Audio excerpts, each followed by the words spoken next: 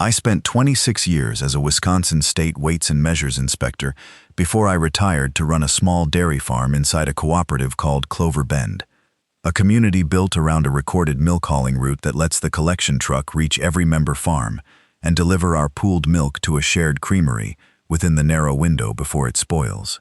Then a new neighbor fenced off a stretch of that route during a July heat wave, telling our facility coordinator it was only temporary landscaping for a wedding he was hosting.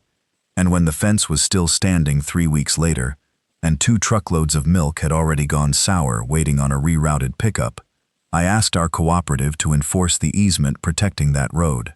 That's when I learned the creamery manager we'd trusted with our whole milk weighing operation for 9 years had been quietly shorting our delivery weights and selling the difference to an outside buyer the entire time.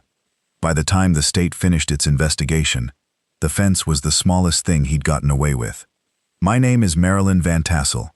I'm 63, and I spent 26 years as a weights and measures inspector for the Wisconsin Department of Agriculture, Trade, and Consumer Protection, most of it certifying commercial scales across the western half of the state, before I retired 7 years ago to run Van Tassel Dairy, a modest herd of 80 cows on the edge of a cooperative called Clover Bend. My husband Walt passed 7 years ago, not long before I retired, and running the farm on my own since then has been the thing that's kept the empty half of the barn from feeling quite as empty as it otherwise might. Clover Bend was organized in 1965 by a group of dairy families who'd each inherited farms too small to justify their own processing equipment, and who realized, the way a lot of small agricultural cooperatives eventually do, that pooling their milk into a single shared creamery made far more sense than each family trying to sell raw milk independently. Rather than each farm hauling its own milk to market on its own schedule, the founding families recorded a milk hauling route easement across every deed along the collection road, granting the cooperative's tanker truck permanent right-of-way to reach every member farm on a fixed, efficient schedule, along with a jointly owned creamery where our pooled milk gets weighed, tested, and turned into the cheese our cooperative has sold under one shared label for 60 years. I want to explain why that hauling route and our creamery's weighing process matter as much as they do, because it's the whole reason this story unfolds the way it does. Raw milk has to move from farm to creamery within a narrow window to stay safe for processing, especially during hot weather, which means the collection route's reliability isn't just a convenience. It's the difference between a normal delivery day and a truckload of spoiled milk that represents real, uninsurable loss for every farm on that route. And because our cooperative pays each member based on the weight of milk actually delivered, the creamery's scale integrity is just as essential as the road itself. A farm's entire monthly income depends on that number being honest.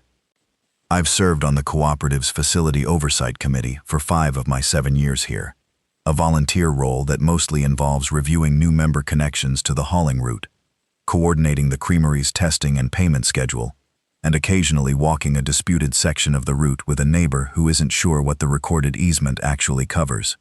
It's work that lets me use the same careful, exacting attention to calibration and documentation that defined my whole inspection career, just aimed at a single cooperative instead of every certified scale in a multi-county district.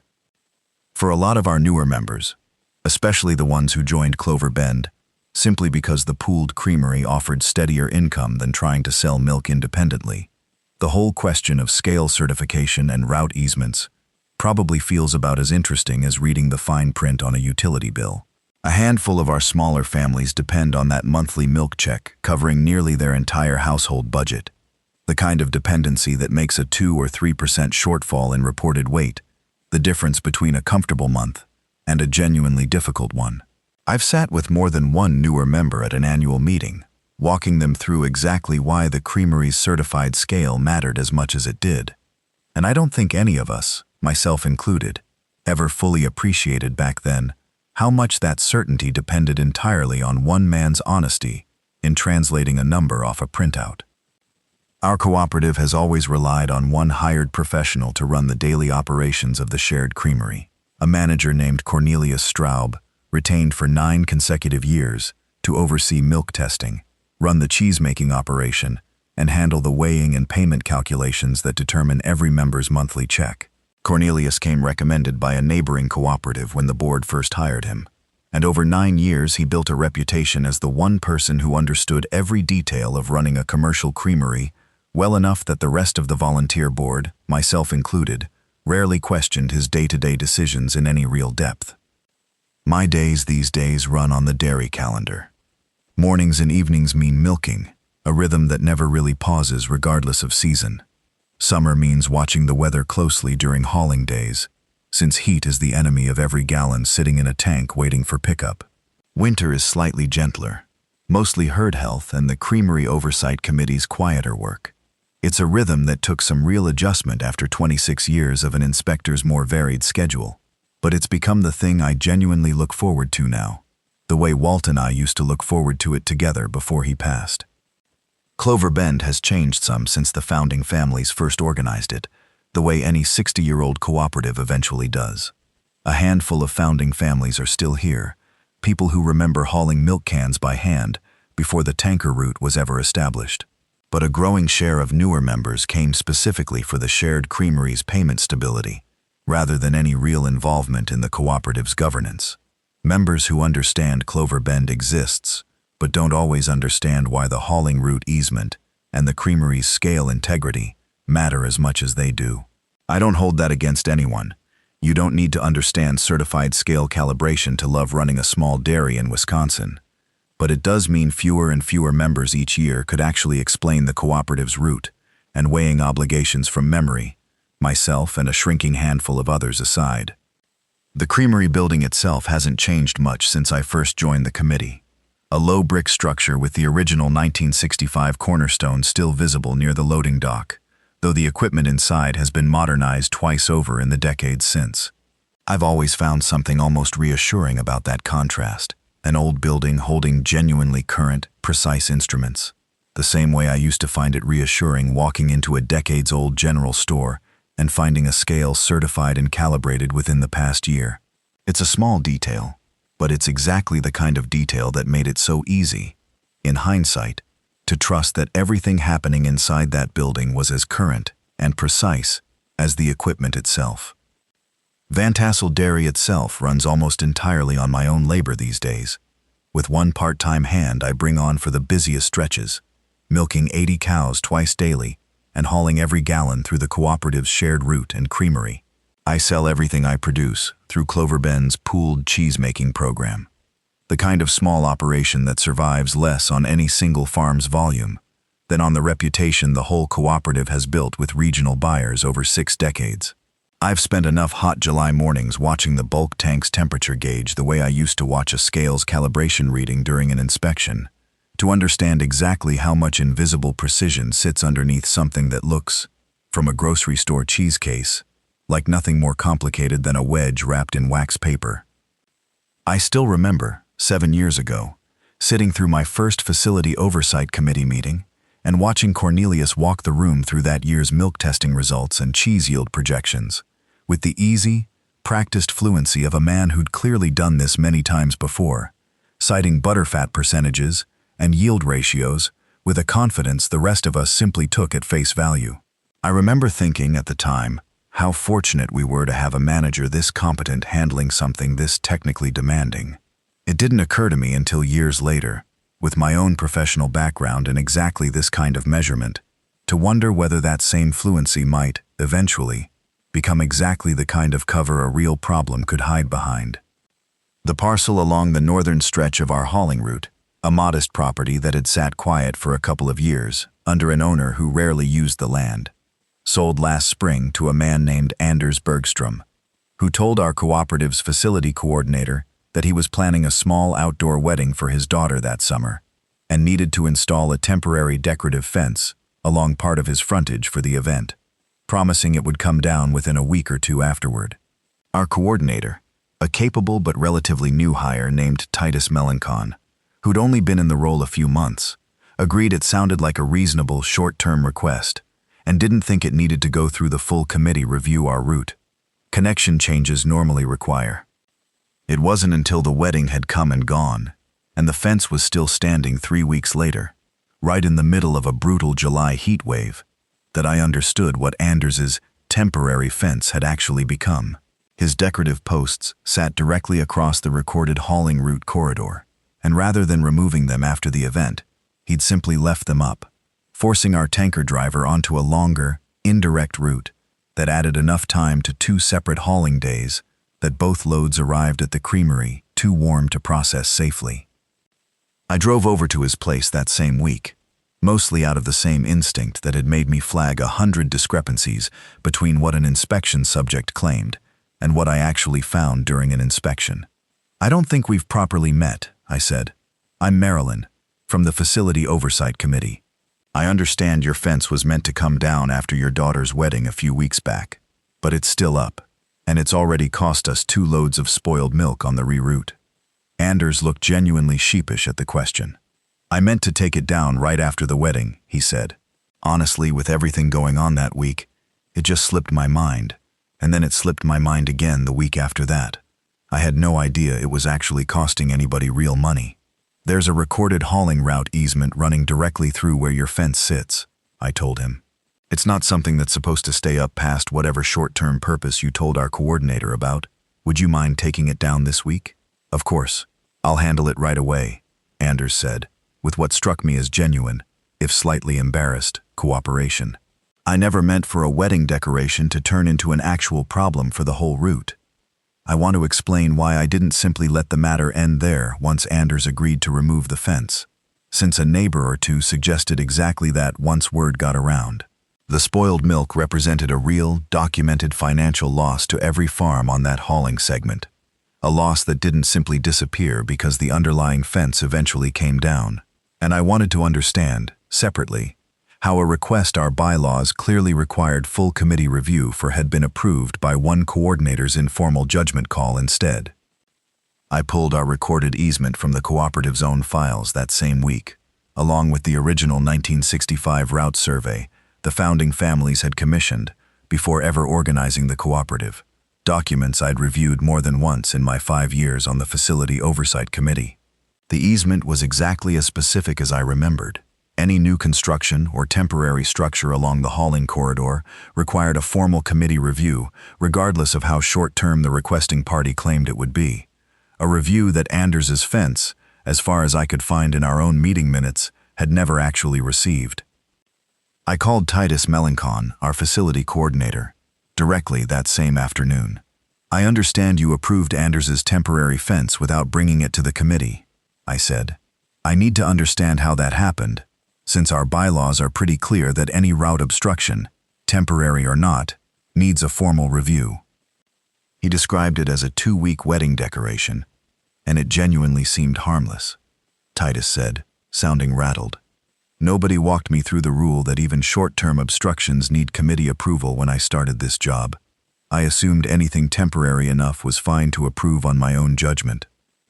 That answer, much like a training gap I'd later learn other cooperatives in similar circumstances have run into, sounded like an honest account of a genuine knowledge gap, rather than anything more troubling, and I took it at exactly that value from the start. The real question in front of me wasn't whether Titus had acted in bad faith, he plainly hadn't, but how much the spoiled milk had actually cost our affected members, and how to make sure a gap like this couldn't cause the same kind of damage again. I walked the full length of the affected route the following week with our contracted logistics consultant, mapping exactly how much of the 2 spoiled loads' value had been lost, and confirming the reroute's added time was the direct cause, the same close, methodical documentation I used to build an inspection file before ever issuing a citation.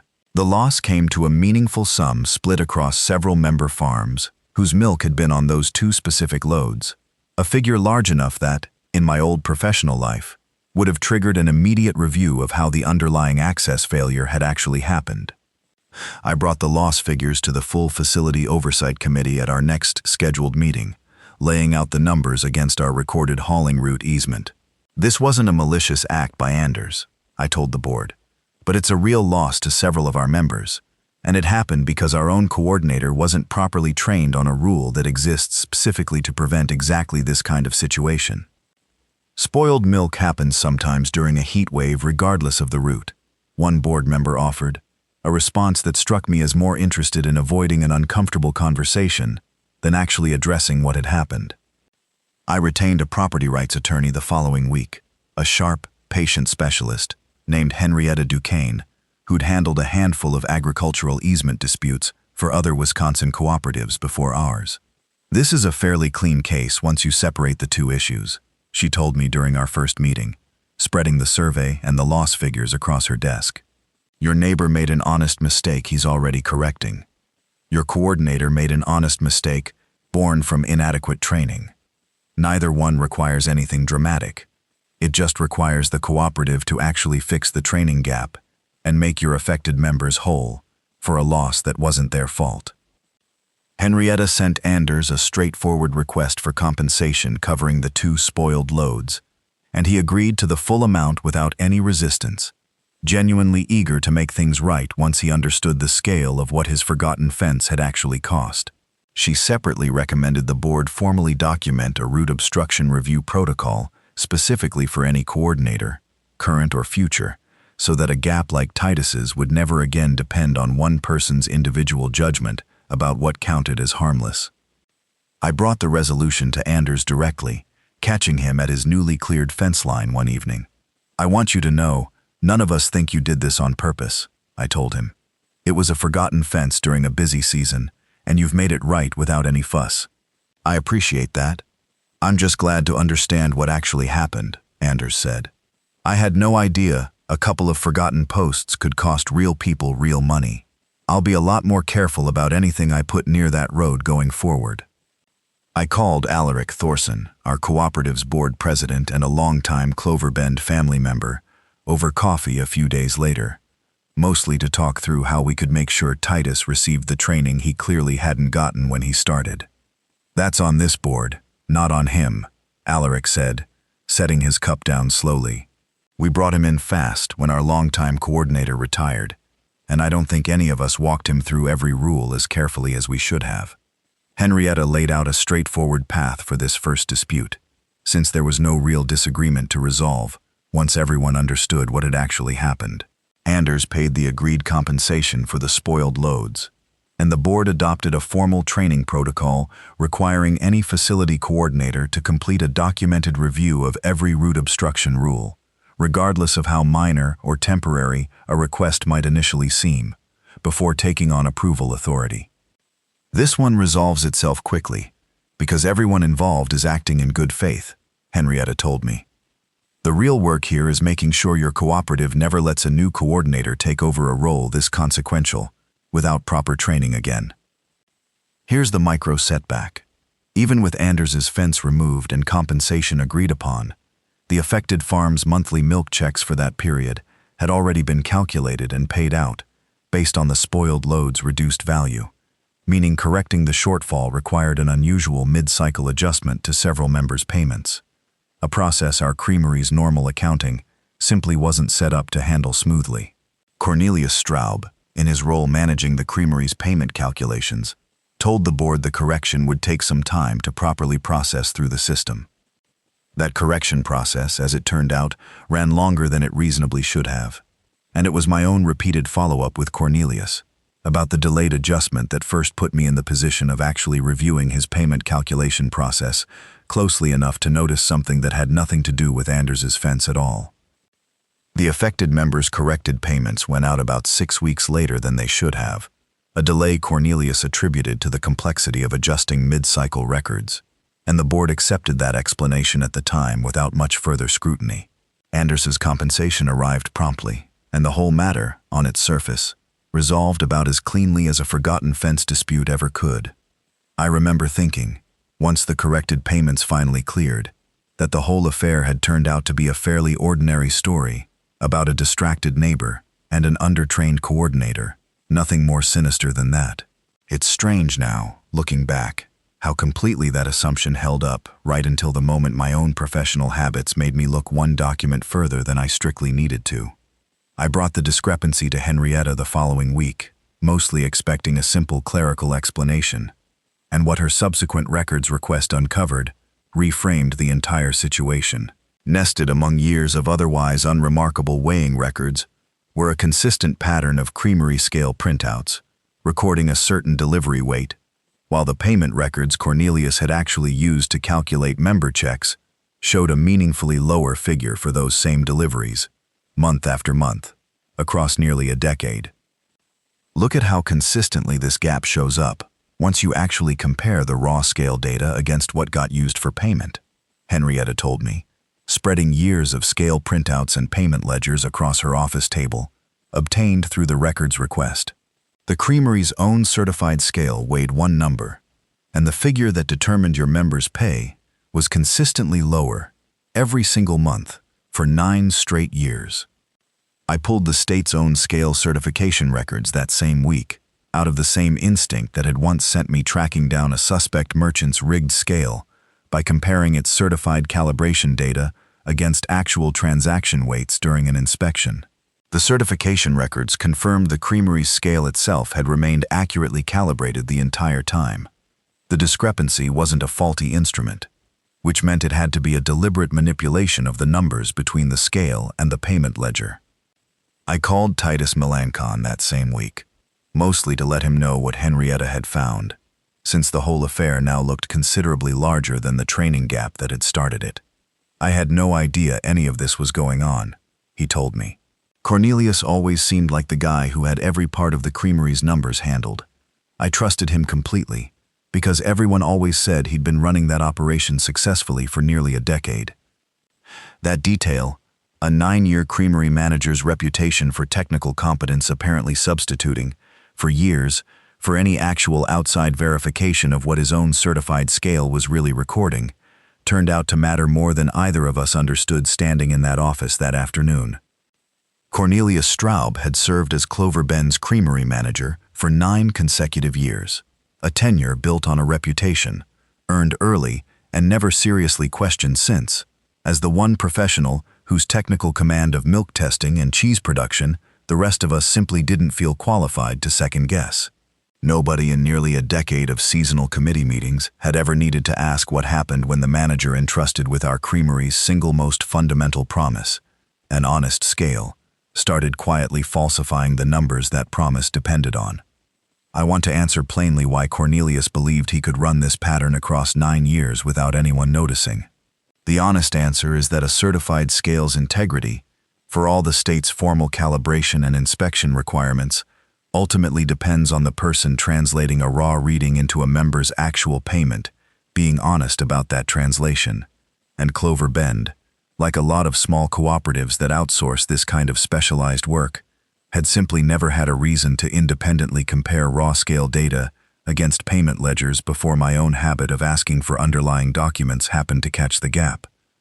Henrietta discovered, through the records request and the outside buyer's own purchase records, that Cornelius had been selling the diverted surplus milk to a specialty foods processor for years, generating proceeds totaling just over $160,000 across 9 years. Money that never once appeared in any cooperative financial statement any of us had reviewed and approved at a general meeting. I spent an evening that week, going back through nearly a decade of my own facility oversight committee notes, comparing them against the scale printouts and payment ledgers, the same close, patient cross-referencing I used to do, matching a suspect merchant's actual sales receipts against a rigged scales output during an active investigation. More than once, I found a month where the scale's own printed tape showed one clear total delivery weight for the route, and the payment ledger Cornelius had prepared for the board showed a meaningfully smaller number, the gap between the two numbers remarkably consistent month to month, in a way that no honest measurement variation could explain. I called a former colleague from my inspection days, a retired senior weights and measures examiner named Ginevra Abel, who now consults on commercial scale fraud cases across the upper Midwest, mostly to ask whether the kind of scheme Henrietta had found was something she'd ever encountered elsewhere. I've seen individual merchants rig a single scale for a single transaction, she told me over the phone, but I've never personally seen someone maintain a consistent, undetected gap between a certified scale's actual output and a payment ledger for this long. It's a genuinely sophisticated scheme, precisely because it exploits exactly the kind of specialized trust these arrangements depend on. Hearing that a pattern this specific still struck a career weights and measures examiner as unusual was, in its own way, more unsettling than if it had simply been common. I want to note here something that took me a while to fully process myself. Our own bylaws had always given any facility oversight committee member the authority to request the Creamery's raw scale printouts, alongside the payment ledgers, at any time.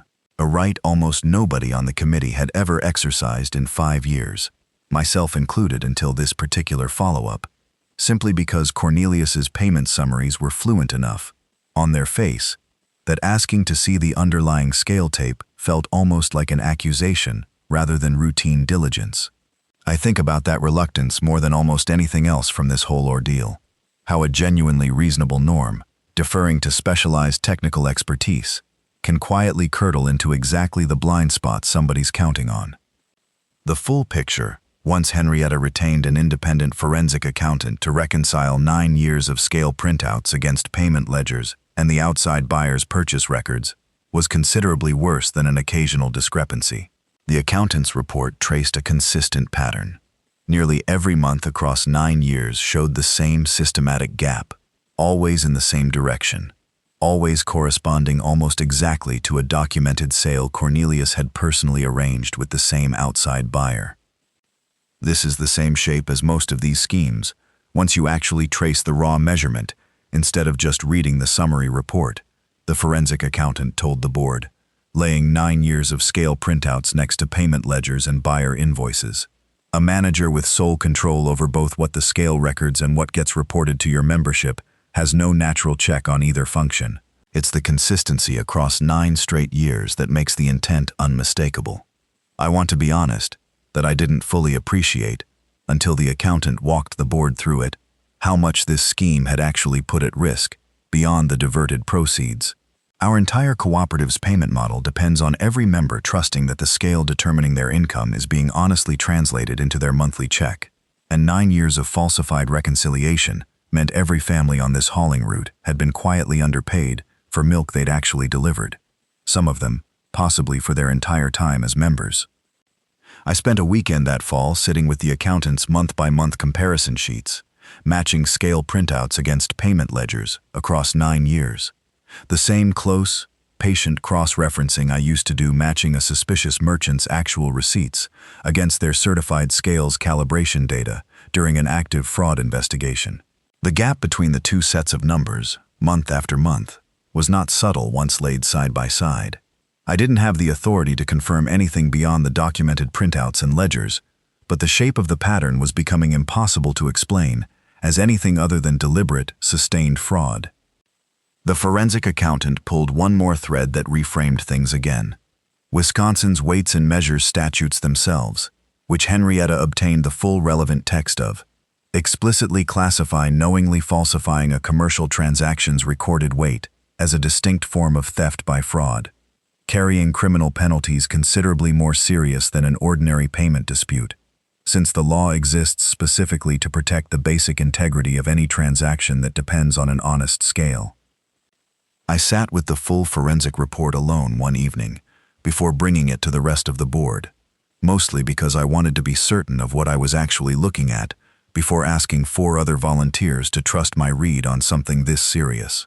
9 years, $160,000 in diverted proceeds, and every member's monthly milk check quietly shorted the whole time by the one man we'd trusted to make sure that number was honest. My son Dashiell called that same night for our usual check-in and find me still at the kitchen table with the report spread out well past midnight, and he stayed on the phone quietly while I talked through it out loud, the same way I used to work through a difficult scale fraud case with a colleague before committing to a final recommendation. I brought the forensic report and Cornelius's shorting scheme directly to our cooperative's 4 other board members at a specially called meeting, all of whom, to their credit, seemed genuinely stunned by the scale of what the documents showed. We trusted Cornelius specifically because he was the one person who actually understood the Creamery's technical operation in real depth, Alaric Thorson told me, visibly shaken. I signed off on his payment summaries for years, without ever once asking to see the underlying scale printouts. I understand now why that was more convenient for somebody than I ever realized. I requested Cornelius's contract be terminated directly at that meeting, laying out the shorting scheme in front of a room that included several of the cooperative's smaller dairy families, whose own monthly income had, unbeknownst to them, been quietly reduced for nearly a decade. Every payment calculation I've ever prepared reflected my honest professional judgment about the creamery's operations, Cornelius said, when the board invited him to respond. I don't believe there's any actual fraud here. Scale readings and payment calculations involve some normal variance. Your own certified scale printed one number, and the figure you reported to this board and used to calculate every member's pay was consistently lower, month after month, for 9 straight years, while you sold the difference to an outside buyer, Alaric said. That's not normal variance. That's a theft you built quietly inside a professional retainer the rest of us trusted you to fill honestly.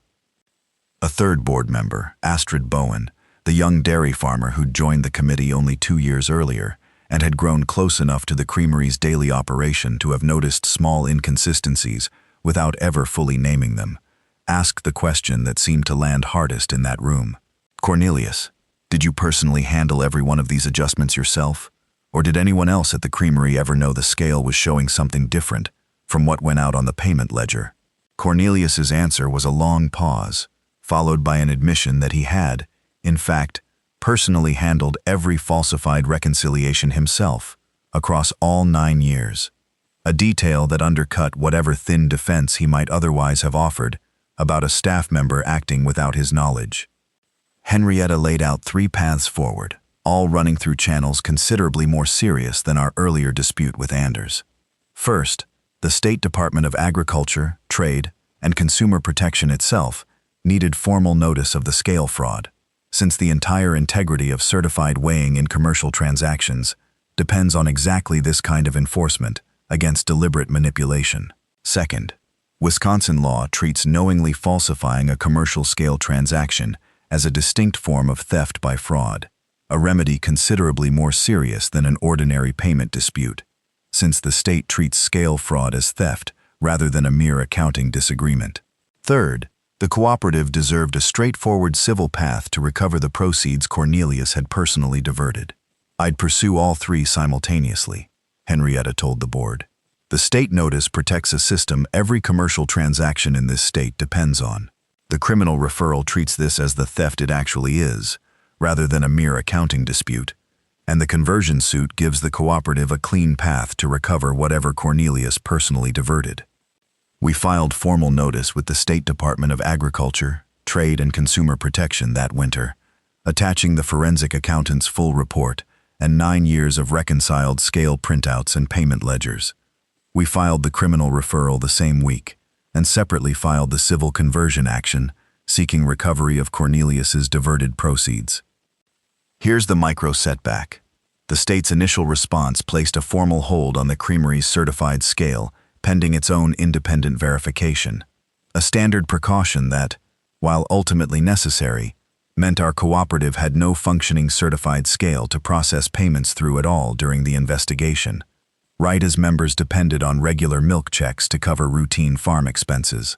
This is the painful part of doing this the right way, Henrietta told me. A scale hold protects the integrity of the state's investigation while it's ongoing. It also means the cooperative absorbs real short-term disruption for a problem one person created. Alaric raised a second concern at that same meeting that hadn't fully occurred to me until he said it aloud. If Cornelius anticipates this investigation dragging on, he said, there's nothing stopping him from seeking a similar position at another small creamery in the meantime, given how convincingly he can talk about dairy operations. Henrietta agreed the concern was legitimate and flagged it directly to the state's compliance office, which added a note to its own statewide file, recommending any future cooperative verify a creamery manager's scale reconciliation independently before relying on self-reported payment figures. That winter stretched longer than I'd hoped, largely because both the state's scale verification and the criminal referral moved at the deliberate pace these processes generally do, and more than one evening found me at my kitchen table with Henrietta's case binder, wondering whether our members would have a reliable way to get paid at all before anyone finished sorting out what had actually happened. The turning point came when the state's own field inspectors, conducting a full independent recalibration and verification of the Creamery's scale, alongside a complete audit of 9 years of underlying transaction data, rather than relying on any of Cornelius's prior reconciliations, confirmed that the scale itself remained accurate and functional, and that the fraud could be cleanly attributed to Cornelius's own deliberate manipulation of the payment ledger, rather than any deeper equipment failure. The state released the hold on our certified scale within 6 weeks of that finding, once the equipment was independently verified and the fraud was attributed to one individual's conduct rather than any equipment malfunction, allowing the Creamery to resume normal payment processing with a formal requirement for quarterly independent audits, comparing raw scale data against payment ledgers going forward. Alaric Thorson called a special meeting that spring to formally present the results of both the state's investigation and the criminal referral, a meeting that drew a larger turnout than any cooperative gathering I could remember in 5 years, including several dairy families who'd never before attended a general meeting, but who understood, now, exactly what nearly a decade of unverified trust had quietly cost every one of their monthly checks. I spent the afternoon before that meeting walking the cleared hauling route alone, checking the spot where Anders's fence had once stood, out of the same old habit that had started this whole process months earlier, and found myself thinking less about Cornelius specifically than about how ordinary the whole slow drift into it must have felt from the inside. It's a strange thing, standing at a stretch of road you've driven 1,000 times, to realize the Creamery's own quiet, automatic scale printout had been telling a true story all along. It just took someone willing to actually read it, instead of trusting one man's summary of it. Titus Melancon, whose own training gap felt almost distant by comparison now, spoke during that meeting with a maturity that struck me as considerably different from the anxious new coordinator I'd first confronted the summer before. "I made a real mistake about that fence that I've thought hard about ever since," he said. "And I've spent this past year making sure I understand every rule this cooperative actually operates under. What Cornelius did is an entirely different thing, and it bothers me more than I can easily say that a man who was supposed to be as careful as I was supposed to be was actually stealing from every one of us the whole time I was learning to do better." Anders, whose own resolved dispute now felt almost quaint by comparison, spoke as well, addressing the room from the back. "I want everyone here to know I've felt like part of this cooperative since my own mistake got handled so fairly," he said. "Hearing what Cornelius did to people who trusted him for nearly a decade makes me even more grateful this community actually fixes its problems, instead of just moving past them." The board voted unanimously that evening to formally terminate Cornelius's contract and to adopt the state's required quarterly independent audit process permanently, and Astrid Bowen, who'd stayed largely quiet through most of the meeting after her one pointed question weeks earlier, spoke again near the end, addressing the newer members directly. "Some of you weren't here when this cooperative built its first shared creamery back in 1965, she said. "I've spent 2 seasons learning this operation from the ground up. We took our scale's integrity seriously, because the founders understood what it meant to trust a shared number with everyone's livelihood, and because it actually mattered to what this place became. I'd hate for anybody milking cows here now to think that mattered less than it used to, just because somebody found it easier to shave the numbers than report them honestly." The state's attorney, concluding the criminal investigation that summer, charged Cornelius with theft by fraud under Wisconsin's commercial scale statutes, and the civil case that followed resulted in a conversion judgment covering the full value of the proceeds he'd personally diverted.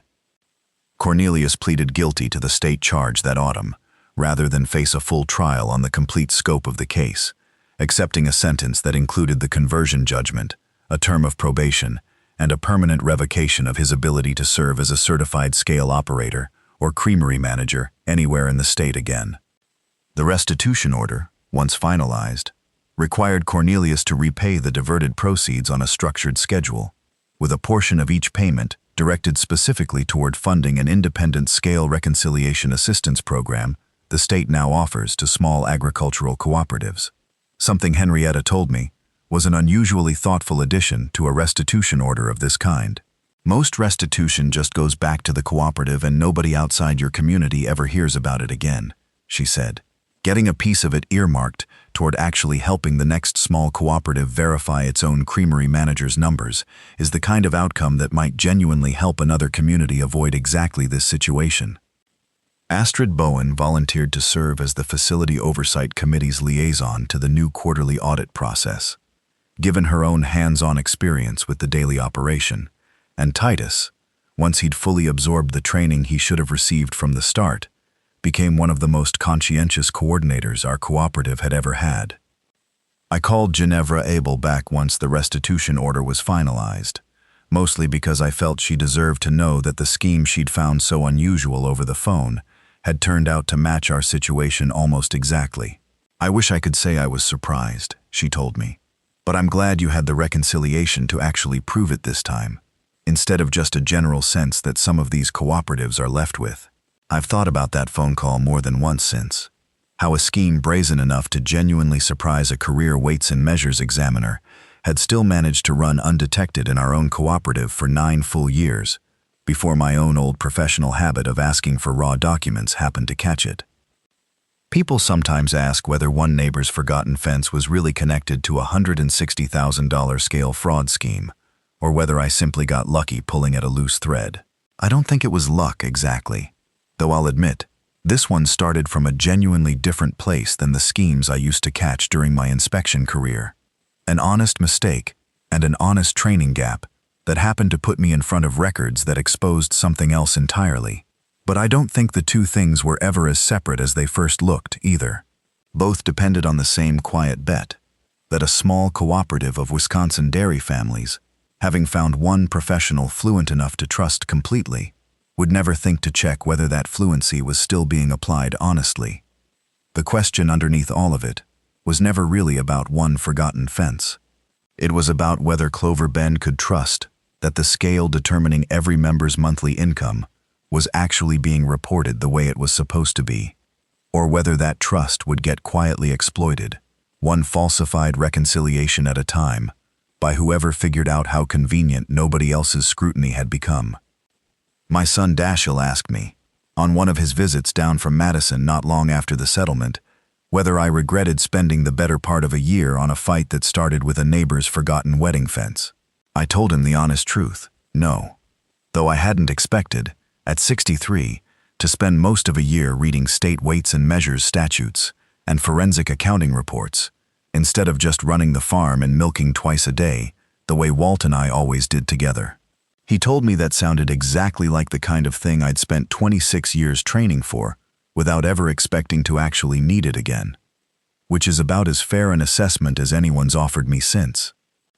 I think about Cornelius more than I expected to, honestly, in the month since this resolved. 9 years is a long time to hold a cooperative's trust honestly, before a pattern like this takes hold.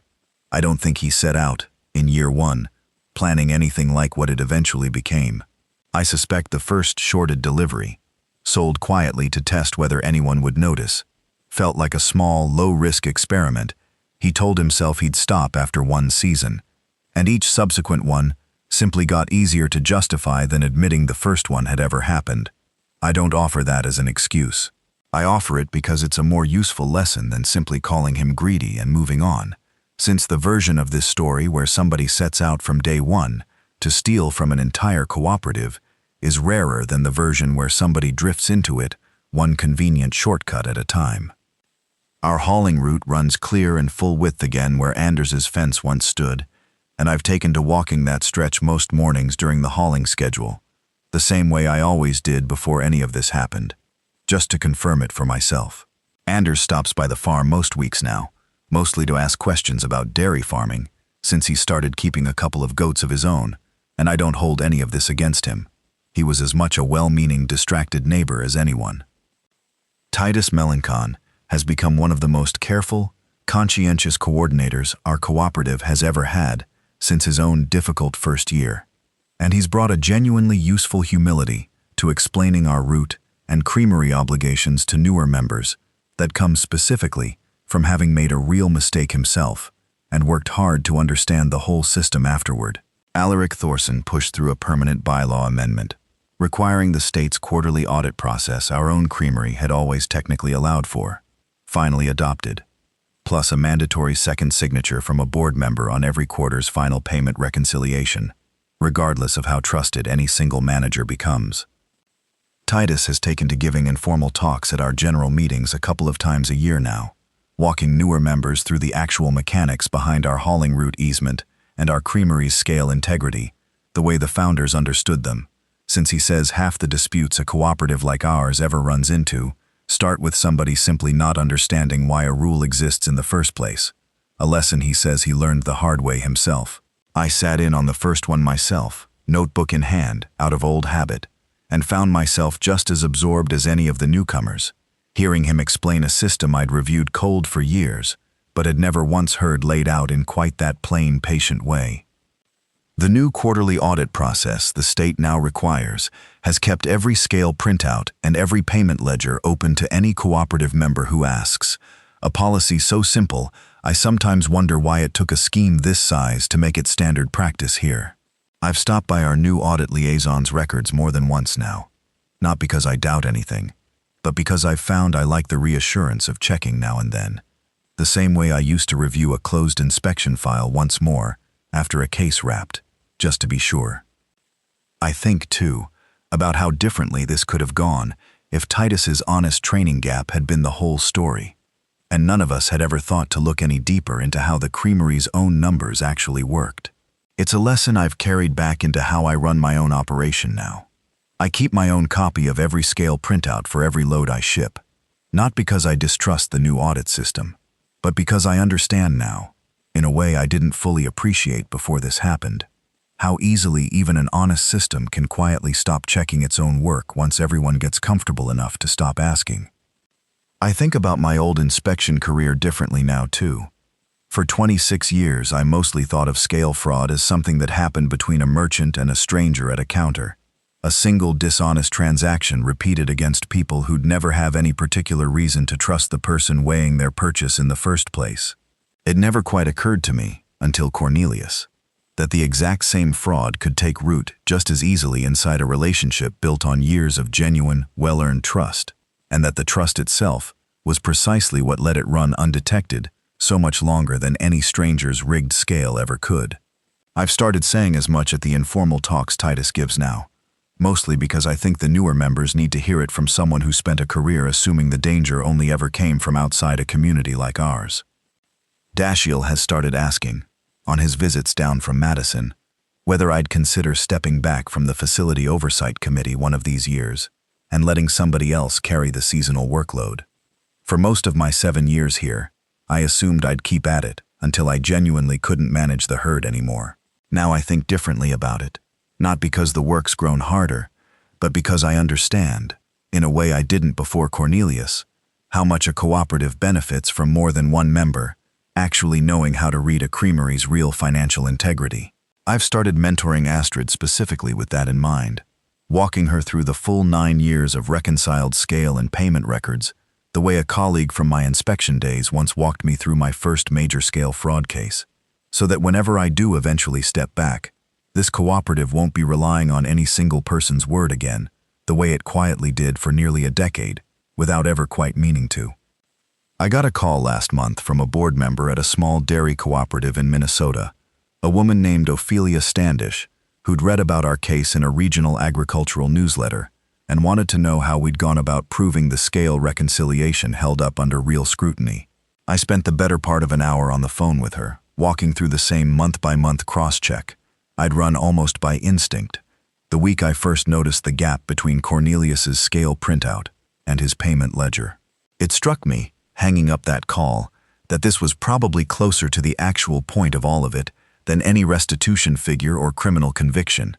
One more small cooperative somewhere else in this region now knowing exactly what to check and exactly how to ask for it, before their own trusted creamery manager's convenience quietly became something else entirely. I didn't do any of this out of anger at Anders, whose forgotten fence started this whole chain of events, or even really at Cornelius, though I won't pretend the scale of what he was willing to risk over 9 years of small, compounding shortages doesn't still trouble me when I think about it. I did it because that hauling route and that creamery were both built by families who understood this cooperative couldn't survive without an honest road and an honest scale, and because Alaric and Astrid and Titus and a room full of neighbors were willing, once somebody showed them what was actually happening, to stand up and say it mattered. Turns out that's most of what keeping a cooperative's promise intact actually requires. Somebody willing to keep reading the actual scale, and enough neighbors willing, when it matters, to show up and ask why the numbers don't add up.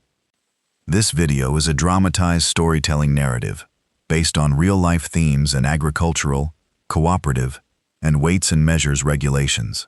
Names, characters, and specific locations are fictional or have been changed for privacy. Visuals are generated using AI tools for illustrative purposes only. This content is for entertainment purposes and does not constitute legal advice. If your cooperative's most trusted professional has been handling something highly specialized without much outside verification for years, would you know how to check whether that expertise is still being applied honestly?